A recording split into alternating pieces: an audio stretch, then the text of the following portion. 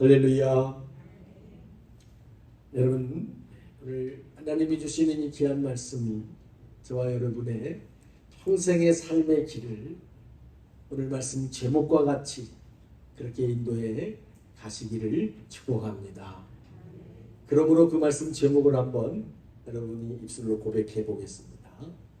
시작. 아멘. 그 다음에 무슨 말이 나와야 될까요? 진실하고 성실하게. 그 다음에 어떻게 해야 될까요? 살아라. 할렐루야. 예. 여러분, 지난주 다 뉴스를 통해 들으셨습니다. 국민 MC라고 말하는 송혜 씨가 95세 연세로 별세하셨습니다. 늘 뵈면서도 저분은 돌아가실 것 같지 않아요. 여러분, 그런 느낌을 받으실 때가 있어요. 건강하시고 장수하시고 이런 분들을 뵈면, 저도 저희 아버지 돌아가실 때 그런 생각 들었어요. 우리 아버지는 안 돌아가실 것만 같은, 늘 그렇게 곁에 계시고 늘 그렇게 만날 수 있고 늘 찾아가면 그렇게 반길 것 같은 그런 생각 속에 살았지만, 우리 다시 경험합니다. 나을 때가 있으면 죽을 때가 있고, 시작할 때가 있으면 끝날 때가 있다는 이 엄연한 사실, 이것을 다시 한번 우리는 이 뉴스를 통해서 확인하게 됩니다. 이건 절대로 그 누구도 피할 수 없는 진리지만, 여러분 한번 다시 생각해 보십시오. 이 사실만큼 우리가 잊어버리고 사는 것이 또 있겠는가? 누구도, 단 한 사람도 예외 없이 반드시 오게 되는 이 분명한 진리인 이 사실. 그러나 이것만큼 또 우리가 늘 망각하며 사는 게 어디 있겠는가? 그래서 예수님은요, 제자들에게 여러 번 같은 경고의 말씀을 주셨습니다. 끝이 오리라. 끝이 오리라. 저와 여러분의 인생에도 끝이 온다는 사실. 여러분, 이것은 절대 피할 수 없는 사실인데, 이것을 직면하지 않는다면, 불편하다고 해서, 거북하다고 해서 이것을 회피한다면 잠시 마음의 부담은 덜 수 있습니다. 그러나 여러분, 주님의 심판은 피할 수가 없어요. 너무나 많은 사람들이 술을 마시고 마약을 하고 하는 이유가 뭐겠습니까? 직면해야 될 현실이 불편하고 직면해야 될 현실이 부담스럽고 괴로우니까 그냥 일단 잊고 보자는 망각을 선택하는 겁니다. 그러나 여러분, 이 진실은 망각한다고 해서 피해질 수 없습니다. 피한 그 결과는 결국 심판으로 이어진다는 사실입니다. 그래서 예수님은 마태복음 24장 40절에서 우리에게 분명히 말씀해 주신 것이 있어요. 그때 두 사람이 밭에 있음에 한 사람은 데려가고 한 사람은 버려둠을 당할 것이요. 두 여자가 맷돌질을 하고 있으면 한 사람은 데려가고 한 사람은 버려둠을 당할 것입니다. 두 남자가 밭에서 같이 일하고 있지만 주님이 마지막 때 한 사람 데려가고 한 사람은 그냥 버린다는, 같이 맷돌을 맞잡고 돌리고 있는 두 여인이 있지만 한 사람은 데려가고 한 사람은 버릴 거라는 거예요. 물론 숫자적으로 말씀하신 뜻은 아닙니다. 같은 일을 하고 있고 같은 집에 살고 있고 같은 교회를 다니고 있다고 할지라도 주님의 선택은 사람마다 다르다는 사실입니다. 여러분, 주님의 분별은 절대로 적당히 넘어가지 않는다. 그럼 어떤 사람을 선택하시는가? 그 말씀 뒤에 이어진 말씀을 보면 깨어있는 자를 선택하시고 준비하고 있는 자를 선택하신다라고 말씀하고 계십니다. 여러분을 한번 꼭 남의 생각을 절대 하지 마시고 나를 생각해 보시면서, 나는 깨어있는 자일까? 주님이 보시기에 나는 깨어있는 자일까? 나는 준비하고 있는 사람일까? 그럼 누가 깨어 있는 자고 누가 준비하고 있는 자인가? 예수님은 신랑을 맞으러 나간 10처녀의 비유를 통해서 그것을 아주 초등학생도 알아들을 수 있도록 잘 설명해 주셨습니다.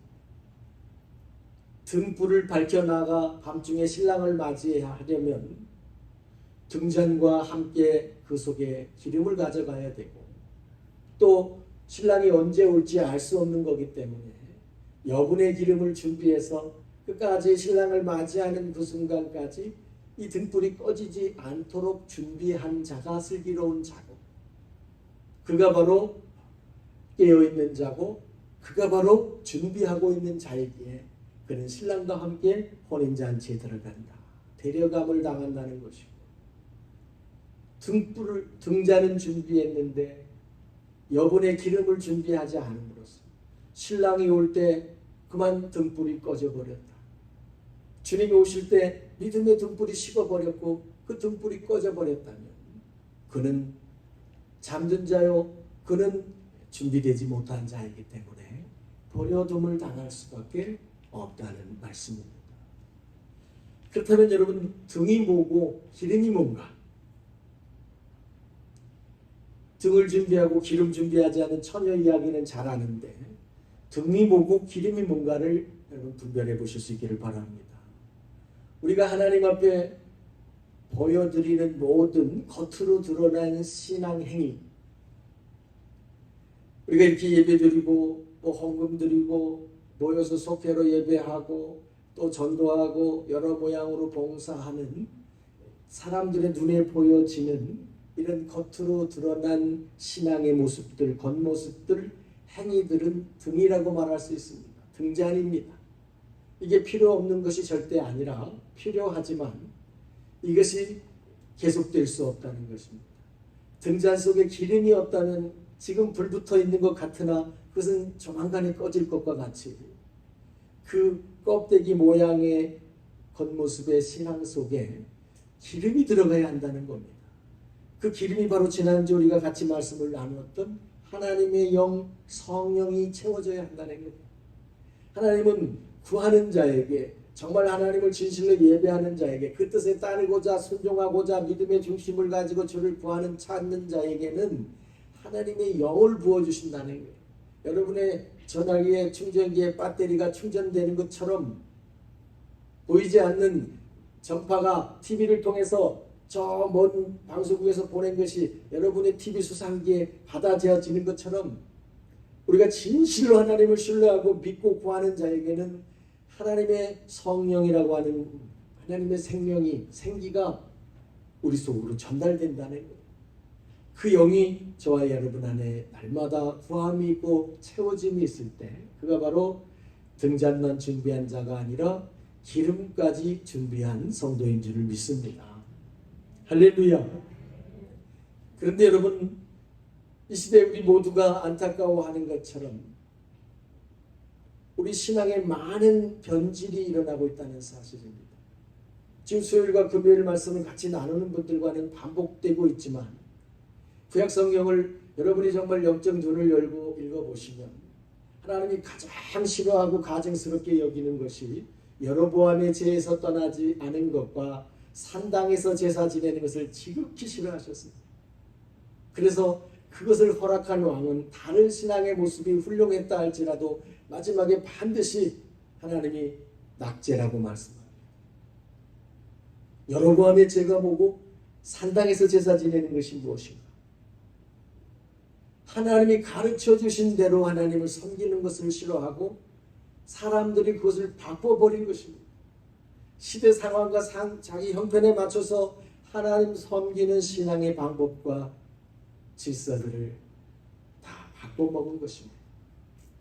그런데 안타깝게도 이 시대가 그것을 너무 자연스럽게 여기고 심지어는 당연하게까지 여긴다는 사실이에요. 저와 같은 사람들마저도 이제 성도를 교회에 붙들어 두기 위해서 그것을 그냥 용인하고 그것을 그냥 잘한다고 그저 얼굴만 비춰달라고 말한다면 여러분, 저와 같은 사람들은 거짓말쟁이고 하나님 말씀하신 가짜 선지자가 되는 것입니다. 주일 하루 주님 앞에 예배 드린 것으로 내가 하나님께 해야 될 도리를 다 한 것이고 내 신앙행위를 신앙생활을 다 한 것이라고 생각한다면 여러분 우리 안에는 하나님의 영이 임재하실 수 없고 하나님의 영이 우리를 도우실 수 없어. 그런 상태라면 등잔만 끊임없이 준비하고 있는 손, 늘 등잔만 붙들고 있는 손, 그 결말은 어떻게 되는지 여러분이 분별하실 수 있을 것입니다. 여러분 하나님의 영 기름을 채우실 수 있기를 축원합니다. 할렐루야. 하나님을 위한 것이 아니라 우리 자신을 위한, 하나님 우리에게 뭐 하라고 하신 것은 절대 하나님을 위한 것이 아닙니다. 우리에게 참 생명이 되고 우리에게 그것이 참 복이 되기 때문에 부모들이 이구동성으로 평생 하는 말이 있습니다. 나 위해서 하는 말인 줄 아냐? 너 잘 되라고 하는 말이죠. 여러분 그렇게 말하지 않으십니까? 부모가 자녀에게 좋은 충고 권면은 너 잘 되라고, 네 인생 복되라고 하는 말이지. 하나님 우리에게 똑같이 말씀하시는 것임을 여러분 꼭 기억하시기를 축원합니다. 나무는 열매를 보고 어떤 나무인지 종류와 그 품종을 구별합니다. 예수님도 말씀하셨습니다. 열매를 보아야 그 나무를 알지. 틀림없는 말입니다. 여러분 사과나무 잎사귀만 보고 이게 무슨 사과가 달릴지 아는 사람은 보통 전문가 아닙니다. 그래서 열매가 달린 걸 봐야 아 이게 무슨 사과나무구나 하고 분별할 수 있는 것처럼 여러분 우리 믿음도 그렇습니다. 주님은 다 아시겠지만 사람은 다른 사람의 믿음 잘 분별하지 못합니다. 우리는 그저 눈에 보이는 것으로 가지고 다 판단하려고 하지만 우리 믿음의 열매는 행실로 맺어지게 되는 것입니다. 저와 여러분의 주변에 있는 믿지 않는 배우자나 믿지 않는 자녀나 믿지 않는 주변 사람들이요, 우리의 믿음을 어떻게 판단하겠습니까? 그 사람들이 우리의 믿음을 어떻게 판단할까? 우리가 성경을 얼마나 열심히 읽는지, 우리가 얼마나 열심히 기도 생활하는지 그들은 이거 알지도 못합니다. 관심도 없습니다. 그들이 우리의 믿음을 보는 것은 단 하나, 삶 속에 우리와 부딪히면서 우리의 말을 듣고 우리의 행실을 보고 우리의 양심을 보고 우리의 인격을 보고 우리의 성품을 보면서 아 당신 교회 다닌다는데 당신 뭐라는데 당신 목사라는데 믿음 개뿔도 있구나 없구나를 분별하게 된다는 거예요. 우리가 반대로 보아도 그것은 틀림없는 사실입니다.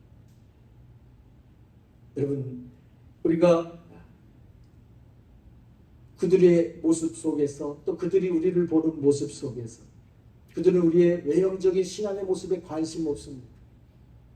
우리가 교회를 얼마나 사랑하는지 얼마나 잘 섬기는지 주님 앞에 얼마나 충성된지 그들은 관심 없어요. 우리에게 그들이 기대하는 것은 너희가 믿는 그 믿음을 삶으로 보여달라는 거예요. 너희가 너희 하나님을 그렇게 잘 믿는다면 너희가 정말 정직하게 나와 거래하고 너희가 그렇게 하나님을 잘 믿는다면 너가 진실하게 나와 대화하고 너가 정말 하나님을 잘 믿고 섬긴다면 네가 직장에서 너의 도리를 충실하게 감당하고 네가 생활 속에서 행해야 될 정직한 거래를 지켜가고 그들은 우리에게서 믿음의 부모를 결코 원하지 않습니다. 믿음의 삶을 보기를 원합니다. 여러분 예수님도 저와 여러분에게서 구호를 찾지 않으십니다. 우리 믿음의 삶으로 드러나는 믿음을 보기를 원하십니다. 진짜 깨어있는 사람, 등불이 꺼지지 않고 지금 불이 들어와 있는 믿음의 등불이 꺼지지 않은 사람, 그 사람이 누구냐? 그 사람은 반드시 그의 믿음이 삶을 통해서 반드시 밖으로 드러나게 되어 있다는 거예요.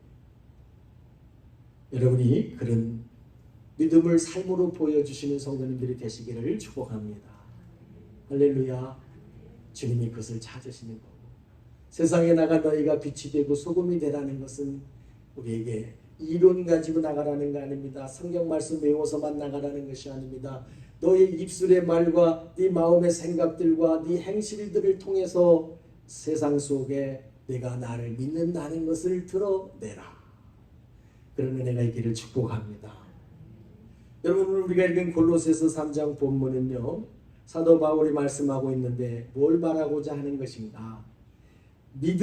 우리의 믿음을 이렇게 삶으로 드러내려면 어떻게 살아야 할 것이냐? 내가 믿음이 있는데, 내가 하나님을 믿는데, 내가 예수를 그리스도로 믿는데 그 믿음을 가진 사람이라면 그것이 내 삶을 통해 드러나려면 이렇게 살아야 한다는 거예요. 어떻게 살아야 하냐면 23절만 우리가 한번 다시 읽어보겠습니다. 23절 말씀 같이 시작.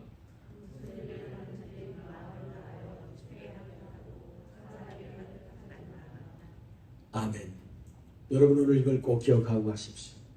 무슨 일을 하든지, 어떤 사람과 어떤 관계 속에서 무슨 일을 하든지 간에 그것을 사람하고 한다라고 생각하지 말고 주께 하듯 하라는 거예요.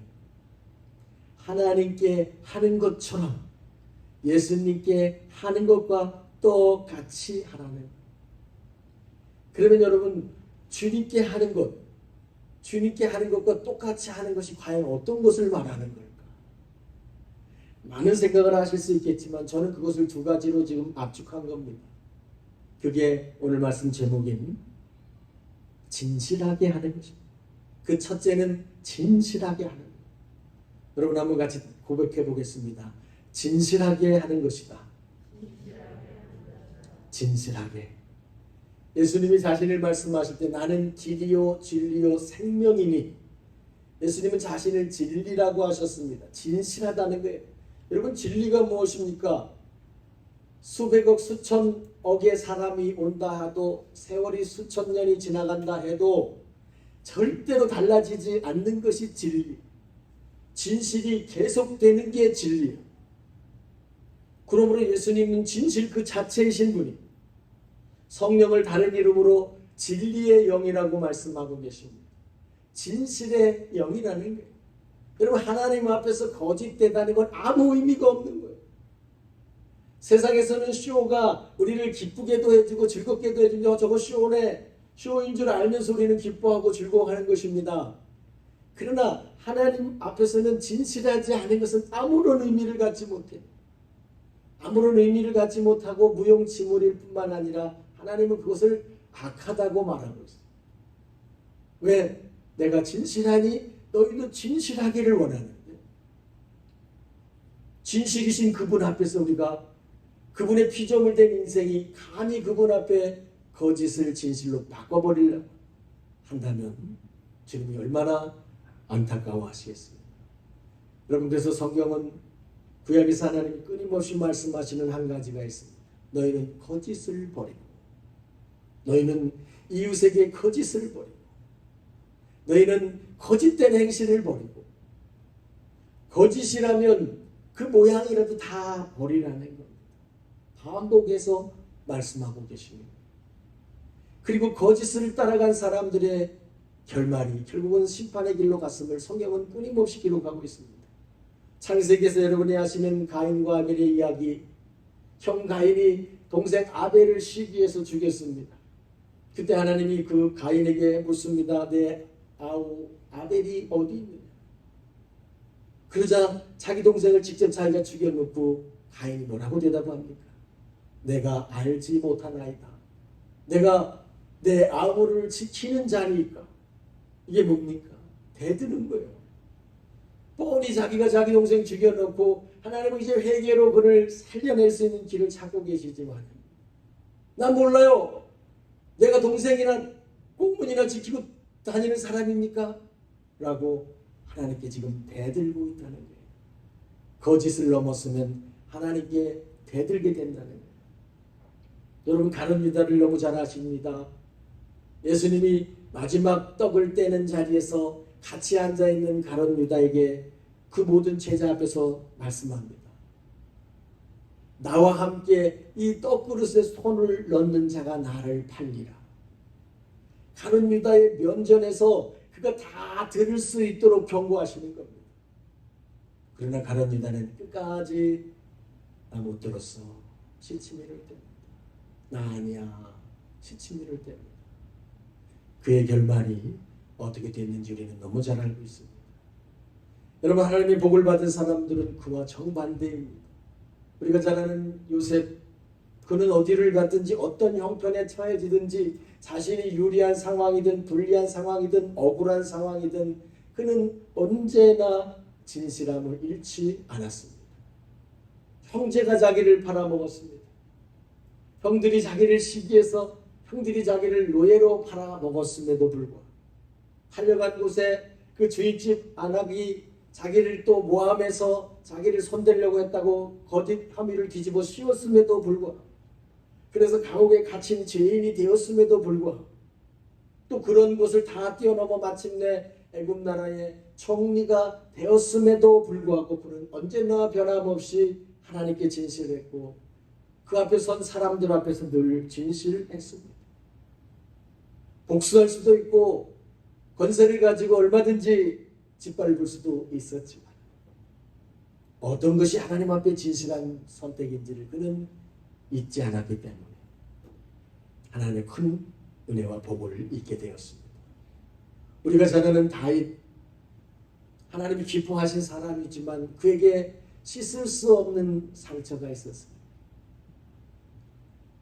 바세바라는 여인을 범했고 그걸 넘어서서 완전 범죄를 꾸미기 위해서 그의 남편, 자신의 충성된 신하인 우리아라는 신하를 간교한 꾀를 통해서 그를 죽였습니다. 이런 정말 용서받기 어려운 죄를 범했음에도 불구하고 다윗이 회개 과정을 통해 회복의 은혜를 입을 수 있었던 것은 자신의 죄를 숨기지 않았습니다. 그것에 대하여 끝까지 진실했습니다. 내가 얼마나 참담한 일을 범했는지, 내가 얼마나 큰 상처를 입혔는지를 숨기려고 가리려 하지 않고 하나님 앞에 정직하고 진실하게 쏟아 놓았습니다. 그것을 지적하는 제사장, 그것을 지적하는 선지자, 자기 부하라고 할 수 있는 나단 선지자 앞에서도 그것을 인정하고 가장 진실하게 섰었기 때문에 하나님의 큰 은혜를 입을 수 있었습니다. 여러분, 우리가 하나님께 진실하지 않다면 자기 자신한테 절대 진실할 수 없습니다. 많은 분들이 생각합니다. 설마 뭐 내가 나한테까지 거짓을 하겠니? 하나님 앞에 정직할 수 없다면, 하나님 앞에 진실하지 않다면 나 자신에게도 진실하지 않습니다.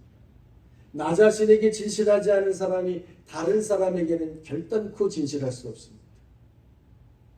여러분, 우리가 하나님께 진실하지 않다면 진실 그 자체이신 하나님, 진리이신 하나님을 우리가 정면으로 부인하는 것입니다. 거짓을 꿈꾸고 진실하지 않은 것을 끊임없이 추구하면서 그거를 우리 아버지라고 우리 하나님이라고 부른다면 우리는 하나님을 부인하는 것입니다. 그것은 하나님 앞에 지극히 큰 교만이며 악이 되는 것입니다. 하나님은요, 진실하지 않은 것은 인정하지를 않으십니다. 우리는요, 그냥 흉내 내면 잘 모르겠어요. 그냥 한 걸로 인정을 해야죠. 숙제를 냅니다. 자기가 열심히 고민해서 낸 학생이나 그걸 그냥 5분 만에 100개 써낸 학생이나 글씨체 다르고 공책 다른데 뭐 어떡합니까? 그냥 냈구나 사인하고 점수 줍니다. 그러나 하나님은 아십니다.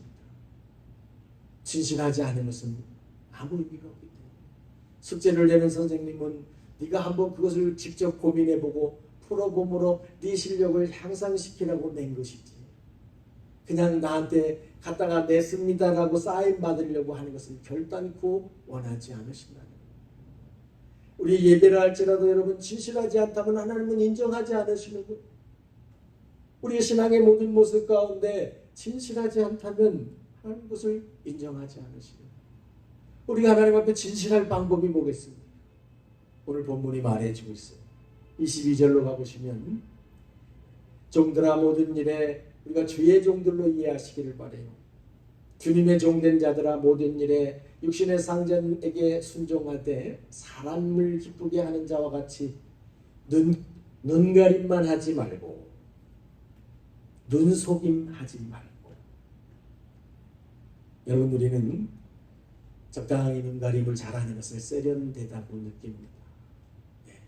집안도 어수선해도 빨빨빨빨이 옷장에 치우고, 이불 몇 개 개놓고, 눈에 보이는 거 쓱쓱쓱쓱 치우고, 냉장고 안에서 막 썩어 나가도, 빨래통에서 막 옷이 오래돼서 신내가 나도, 그래서 사람들 보는데 정돈돼 있으면 그냥 깨끗한 걸로 넘어가겠지만, 하나님은 눈속임을 원하지 않으신다는 거예요.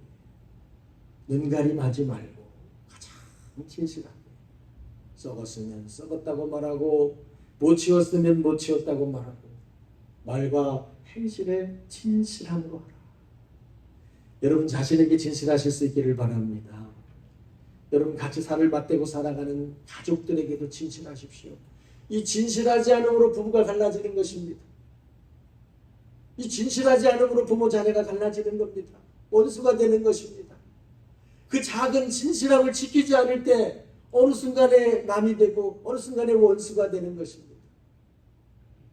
자기 자신에게 진실하지 못할 때 하나님 앞에 정직하게 서지를 못하는 것입니다.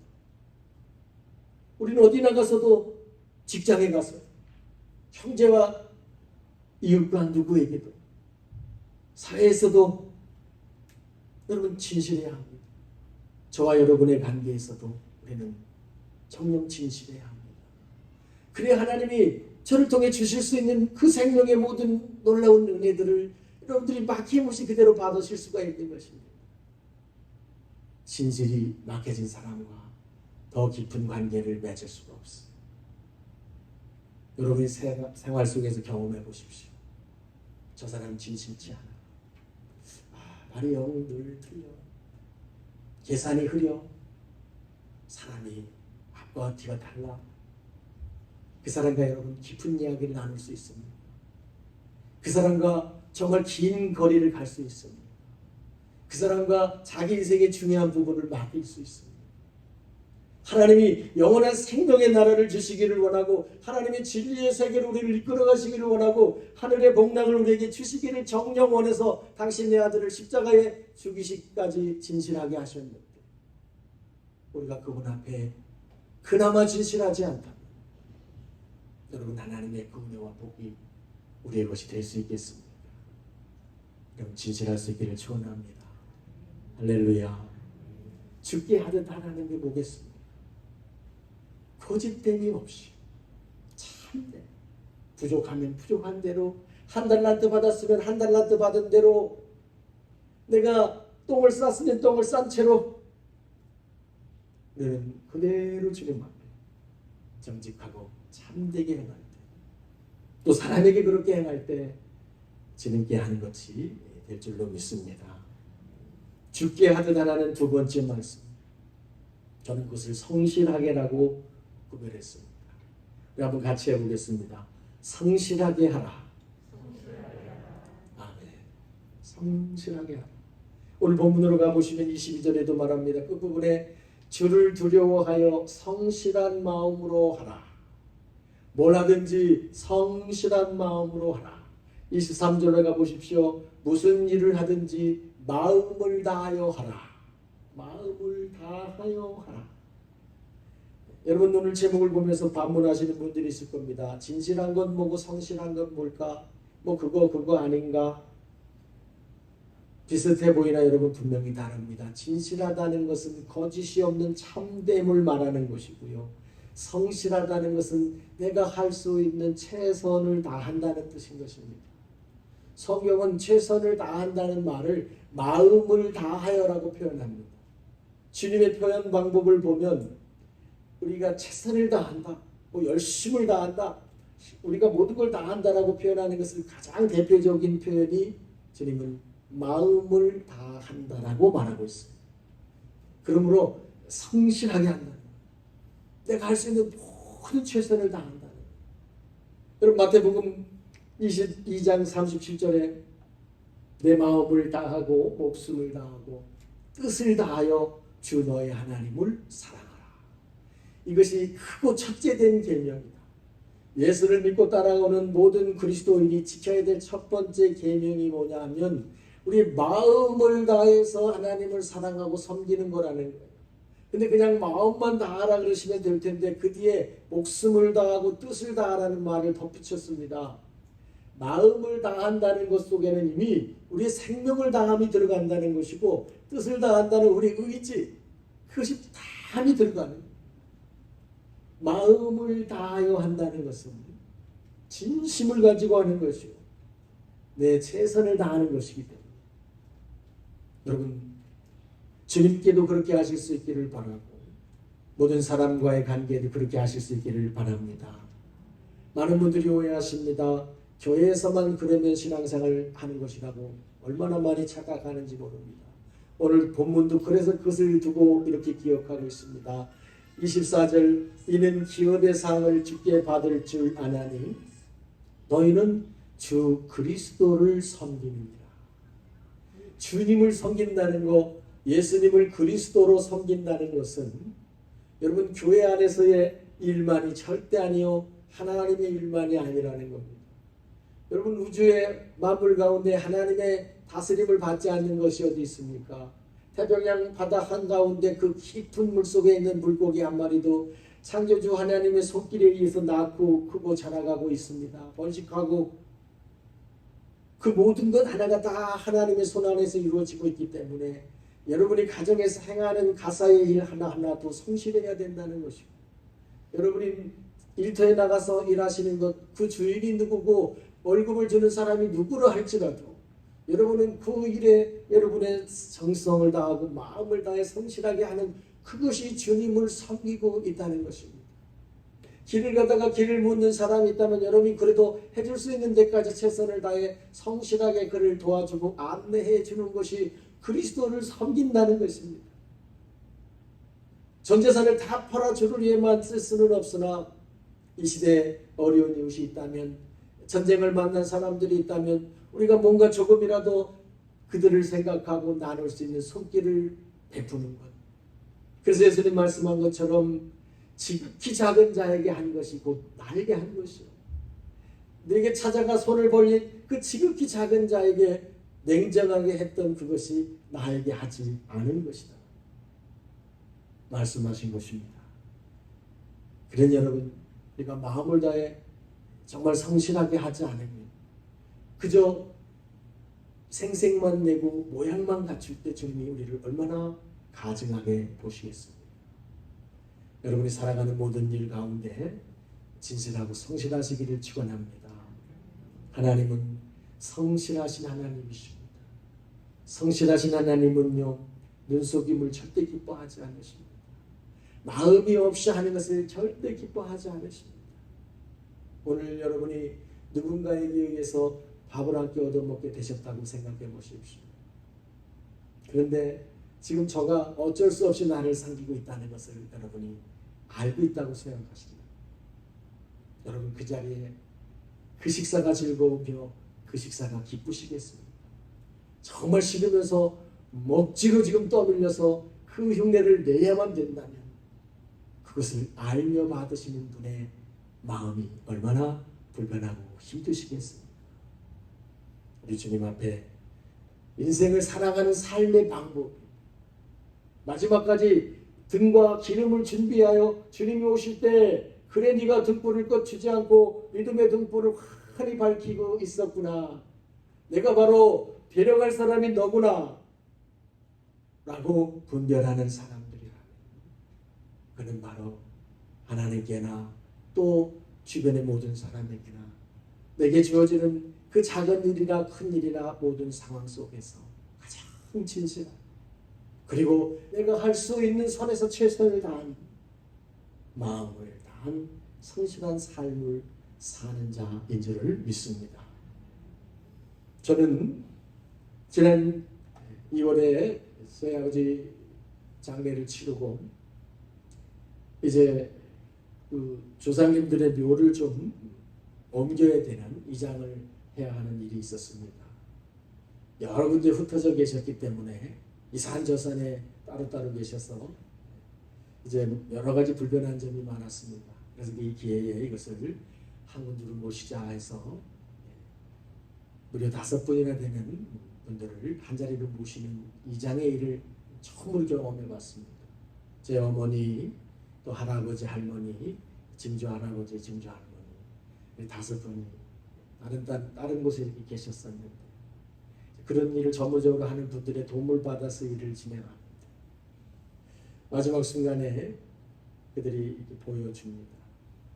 어머니입니다. 할아버지입니다. 할머니입니다.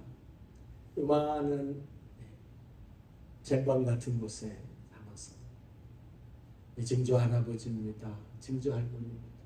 전 얼굴도 뵌 적이 없죠. 그런데 생각해 보면요, 그렇게 오래되신 분들이 아닙니다. 증조 할아버지 할머니는 되게 오래되신 것 같지만요, 불과 몇십 년 전 분들입니다. 불과 몇십 년 전에 우리 같이 이렇게 웃고 즐기고 떠들고 싸우고 세상 말로 지지고 볶으며 우리처럼 이렇게 살아있던 분들입니다. 그런데 그분들이 모두 똑같이 딱 한 줌의 흙으로 변해 있는 것을 머리로는 알고 있었지만 그 현장을 파서 두 눈으로 분명하게 확인을 했습니다. 여러분, 이것이 역사적 진실입니다. 세상의 모든 것은 마침내 다 한 줌 흙으로 돌아갑니다. 남는 것은 하나님의 생명책에 어떻게 기록되는가? 하나님 앞에, 사람 앞에 얼마나 진실하게 살았는가? 얼마나 너에게 맡겨준 한평생의 인생을 네가 최선을 다해 하나님이 기대하시는 성실함을 가지고 살았는가? 그것이 하나님의 생명책에 기록된다고 분명히 말씀하고 계십니다. 그것이 저와 여러분의 영혼을 판별하는 기준이 된다라. 나중에 가서 항의할 수 없도록 성경에다가 기록해 놓으셨고 가르쳐 주셨습니다. 여러분, 저는 우리 가족들이 꼭 명심하시기를 원합니다. 어디서 예수를 믿느냐, 어디를 다니느냐, 어떤 걸 배우느냐도 중요하겠지만 그러나 진리 앞에서, 영원히 변하지 않을 진리 앞에서 주님이 주신 말씀, 끝이 오리라 하신 이 말씀 여러분 꼭 명심하시길 바랍니다. 그렇다면 우리는 누구를 만나고 누구와 대화하고 누구와 거래하고 누구와 무슨 일을 할지라도, 그가 나를 속일지라도 나는 그 사람에게 진실하고 내가 할 수 있는 최선을 다해 삶으로써 마치 그가 나의 심판자이신 주님인 것처럼 여러분 그렇게 사실 수 있기를 바랍니다. 여러분 마음속에 부족하지만 최선을 다해 진실하게 살겠습니다. 하나님의 생명책이 기록될 수 있도록 가장 성실하게 제 마음을 다하여 살겠습니다. 고백하고 그렇게 사실 수 있기를 바랍니다. 그런 자에게 오늘 24절이 말하기를 기업의 상을 주께 받으리라. 그런 사람에게 영원한 천국의 기업을 주시는 하나님이 약속하신 100년 그 이후에 우리 육신이 진토된 그 이후에 영원한 생명과 복락 가운데 허락하실 하나님의 가장 복된 삶이 상으로 그런 자에게 주어진다는 사실을 믿으시고 그 상을 꼭 받으시기를 축원합니다. 소망의 하나님 아버지 감사를 드립니다. 우리에게 단 한 번의 인생을 주셨습니다. 시작할 때가 있으면 끝날 때가 있고 나은 자는 반드시 돌아갈 때가 있음을 우리가 피할 수 없는 진리라는 사실을 잘 깨닫습니다. 그러나 주님, 마치 오늘이 영원일 것 같은 우리들의 혼돈 속에서 아버지여, 주님 앞에 우리 진실하지 못한 것들, 또 우리가 주신 달란트를 하나님의 뜻에 선하게 성실하게 쓰지 못했던 것들을 얘기합니다. 이제 끝이 오리라 하시는 주의 말씀, 우리 모두에게 적용되는 것임을 기억하게 하시고 마치 나의 심판자 되신 예수님께 하는 것처럼 모든 일과 모든 사람을 가장 진실하고 가장 성실하게 행할 수 있게 하여 주시옵소서. 예수님의 이름으로 간절히 기도드리옵나이다. 아멘.